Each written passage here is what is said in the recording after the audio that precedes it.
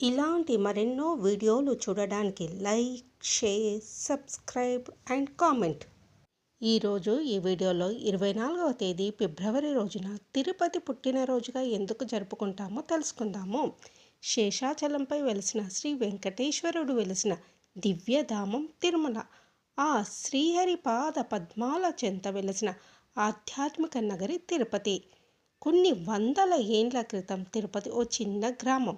ఎన్నో పేర్లతో పిలువబడి ఇప్పుడు ఆధ్యాత్మికంగా పుట్టిన ఇల్లుగా మారిన నగరమే తిరుపతి. పుట్టినరోజులు మనుషులకే కాదు, ప్రపంచ ప్రసిద్ధిగాంచిన ఆధ్యాత్మిక నగరం తిరుపతికి ఉంది.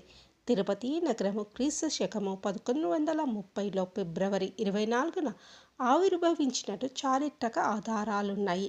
శ్రీ వైష్ణవ సాంప్రదాయాన్ని ఆచరించే భగవత్ శ్రీ రామానుజాచార్యులు ప్రస్తుతం నగరం నడిబొడ్డున ఉన్న గోవిందరాజస్వామి ఆలయానికి పునాది వేశారు. నాడు తిరుపతి నగరానికి రామానుజాచార్యుల చేతుల మీదుగా పునాది వేయడము అనంతర కాలంలో దినాభివృద్ధి చెందుతూ వచ్చింది.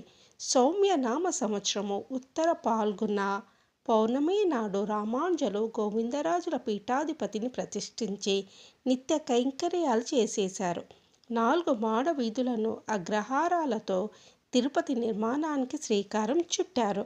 మొదట రామానుజాపురంగా, ఆ తర్వాత గోవిందరాజ పట్టణంగా పిలుచుకునేవారు. 13వ శతాబ్దం నుంచి తిరుపతిగా పిలవడం మొదలైనట్టు శాసనాలు చెప్తున్నాయి. తిరుపతి పుట్టినరోజును జరుపుకోవడం అంటే మన ఆధ్యాత్మిక నగరం విశిష్టతను ప్రపంచానికి చాటి చెప్పడం, అలాగే భావితరాలకు మన నగరము చరిత్ర గురించి తెలియజేయడము.